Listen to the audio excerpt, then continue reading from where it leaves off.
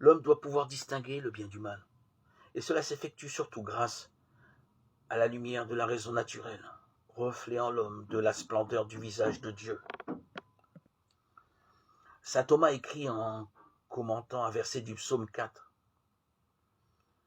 Quand le psaume disait « Offrez des sacrifices de justice », psaume 4, 6, il ajoutait « Comme pour ceux qui demandaient quelles sont ces œuvres de justice ».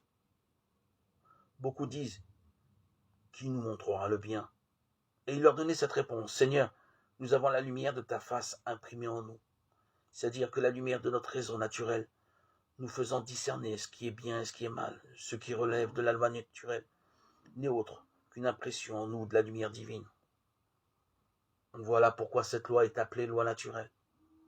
Elle est appelée ainsi, non pas par rapport à la nature des êtres irrationnels, mais parce que la raison qui la promulgue est précisément celle de la nature humaine. La norme suprême de la vie humaine est la loi divine, elle-même, éternelle, objective et universelle, par laquelle Dieu, dans son dessein de sagesse et d'amour, règle, dirige et gouverne le monde, ainsi que les voies de la communauté humaine. De cette loi qui est sienne, Dieu rend l'homme participant, de telle sorte que par une heureuse disposition de la providence divine, celui-ci puisse toujours davantage accéder à l'immuable vérité.